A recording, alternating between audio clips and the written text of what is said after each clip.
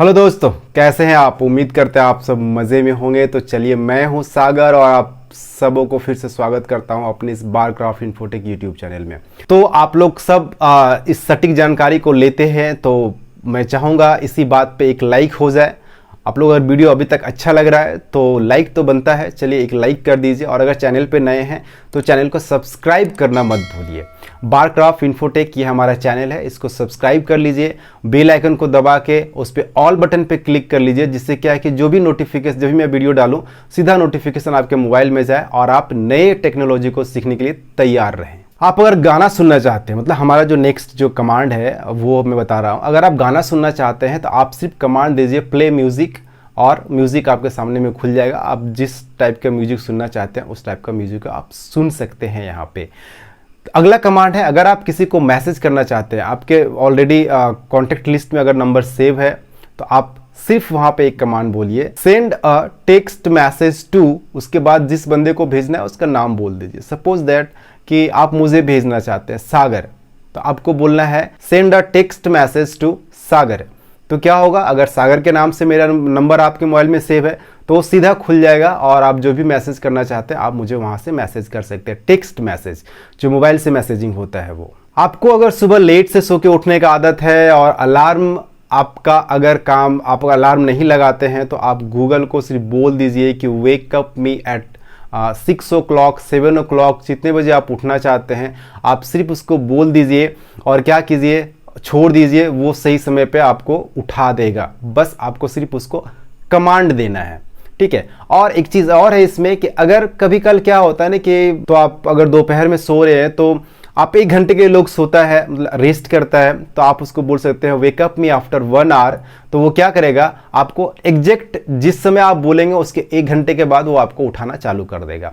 मतलब आपका दोस्त समझ लीजिए हमेशा आपके साथ रहता है और आपका हर बात मानता है। और ऐसा दोस्त मिल जाए फिर तो कहना ही नहीं है यार, फिर तो मज़ा ही मज़ा है। तो आप इसका इस्तेमाल कीजिए, रियली में बहुत मज़ा आएगा आपको। अगर आपको कहीं जाना है, गूगल मैप में आप टाइप करते हैं अक्सर कि चलो ठीक है यहाँ पे मैं लोकेशन सेट करता हूँ, तो आपको वहाँ पे टाइप करने की ज़रूरत नहीं है। आप एक आवाज़ देंगे और वो दौड़ा चला आएगा आपकी बातों को पूरा करने के लिए। तो आपको क्या बोलना है यहाँ पे, show me the direction to, जहाँ पे जाना है उसका नाम बोल दीजिए, show me the direction to Delhi. तो वो दिल्ली का पूरा क्या करेगा, आपको मैप बता देगा, रास्ता बता देगा, आप उस रास्ते से जा सकते हैं। तो ये भी एक बहुत आसान है, बिना टाइप किए आप इसको सर्च कर सकते हैं। अगर आपको टेम्परेचर जानना है कि अभी का टेम्परेचर कितना है तो सिर्फ कीजिए, आप बोलिए वहां पे जाकर के व्हाट्स द टेम्परेचर, तो आपको उस समय का पूरा ये टेम्परेचर भी आपको बता देगा। तो ये बहुत सारे कमांड्स हैं जिन कमांड्स का आप इस्तेमाल करके वॉइस रिकॉग्निशन सिस्टम जो है उसका आप आसानी से इस्तेमाल कर सकते हैं। अब फिर देखते हैं कि ये किस तरह से काम करता है, ये कैसे काम करता है। तो ये क्या करता है ना कि जब भी आप कुछ चीज़ कमांड देते हैं, क्योंकि जो हमारा कंप्यूटर का, जो लैपटॉप का या कंप्यूटर का, मोबाइल का जो भी कुछ सॉफ्टवेयर है, हार्डवेयर है, वो हम जितने स्पीड में बोलते हैं वो उतने स्पीड में तो नहीं समझता होगा, ठीक है, क्योंकि एक वो ह्यूमन बीइंग तो है नहीं, है तो आखिर वो मशीन ही है। तो इसमें क्या होता है कि वो जो है आप जो वॉइस बोल रहे हैं ना उसको छोटे छोटे टुकड़ों में बांट देता है। समझिए कि 1 सेकेंड का 1000वां भाग, 1 सेकेंड का 1000वां टुकड़ा कीजिए तो जितना आएगा ना उतना छोटा छोटा टुकड़ा में क्या करता है, उसको बांट देता है। और बांटने के बाद में उसको फिर जोड़ करके समझने की कोशिश करता है, फिर आपको वो रिप्लाई करता है। ये हम लोग को बड़ा आसान लगता है कि सुनने में यार कंप्यूटर है बहुत आसानी से होता है, लेकिन इसका जो अंदर का अगर टेक्निकल में बात करें तो बड़ा इसका बड़ा कॉम्प्लेक्स होता है। इसको जब कंप्यूटर इसको कन्वर्ट करता है, क्योंकि आप जो बोल रहे हो वो एनालॉग सिग्नल जाता है उसके पास और उस एनालॉग सिग्नल को वो कन्वर्ट करता है डिजिटल सिग्नल में। ये इसका स्टेप काफ़ी लेंदी होता है। अगर आप इंटरनली जाएंगे तो मैं उतना इंटरनली नहीं जाना चाहता हूँ, क्योंकि उतना इंटरनली आप समझ के भी कोई फ़ायदा नहीं है। आपका जितना है इस्तेमाल करने वाली चीज़ें वो सिर्फ इतना ही समझ लीजिए कि ये क्या करता है कि आपका जो एनालॉग वॉइस है उसको कन्वर्ट करता है ये डिजिटल वॉइस में, और वो समझ करके आपको उसके अनुसार से आपको जवाब देता है। तो ये सिंपल प्रोसेस है इसका काम करने का। अगर आसान भाषा में समझना चाहे तो। अगर किन्हीं को इसका पूरा टेक्नोलॉजी समझना है कि कैसे काम करता है तो आप कमेंट करके बता सकते, तो मैं उसके ऊपर वीडियो बना दूंगा। हालांकि ज़्यादा अगर टेक्निकल भाषा का मैं इस्तेमाल करूँ तो थोड़ा सा प्रॉब्लम होता है कि समझ में नहीं आता है, कि टेक्निकल जो टर्म होता है वो बड़ा टिपिकल वर्ड्स होते हैं। तो इसलिए मैं कोशिश करता हूँ आपको सिंपल भाषा में, कि मैं आपको आपके भाषा में सिखा सकूं। अब हम लोग चलते हैं वीडियो के आखिरी पार्ट में, और इसमें सीखेंगे कि आखिर ये जो वॉइस रिकॉग्निशन सिस्टम है, ये इसका फ़ायदा क्या है और इसका नुकसान क्या है। क्योंकि मैं हर वीडियो में बताता हूँ आपको कि टेक्नोलॉजी जो है वो बहुत फ़ायदेमंद है, लेकिन जो भी चीज़ आपके लिए फ़ायदेमंद है वो कहीं ना कहीं एक नुकसान भी देता है। रियल लाइफ में भी आप अगर ह्यूमन बीइंग के जैसा भी अगर इस्तेमाल करें तो भी आपको समझ में आ जाएगा कि जो आपको फ़ायदा पहुंचा रहा है उससे कहीं ना कहीं आपको नुकसान होने का भी डर रहता है। तो टेक्नोलॉजी में भी सेम सिस्टम है कि अगर वो टेक्नोलॉजी आपको फ़ायदा दे रहा है तो कहीं ना कहीं उसका कुछ ना कुछ ड्रॉबैक ज़रूर होता है।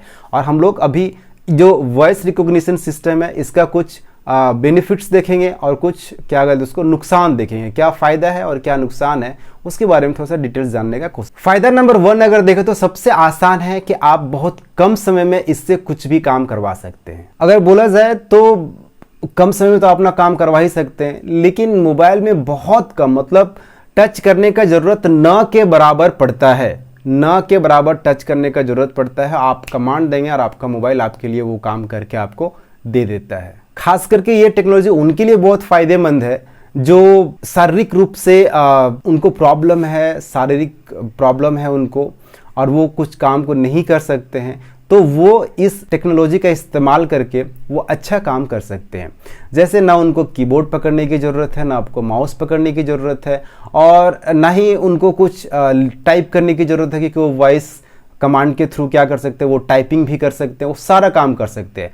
मतलब अगर ऑनलाइन पे वो काम करना चाहे तो बहुत आसानी से इस वॉइस रिकॉग्निशन सिस्टम के द्वारा वो काम कर सकते हैं। अगर बात करें स्टूडेंट्स की, क्योंकि मैं एज ए टीचर मैं हमेशा कहता हूं कि अगर स्टूडेंट्स अगर इससे लाभ उठाना चाहे तो बहुत ज़्यादा फ़ायदा उसको उठा सकते हैं।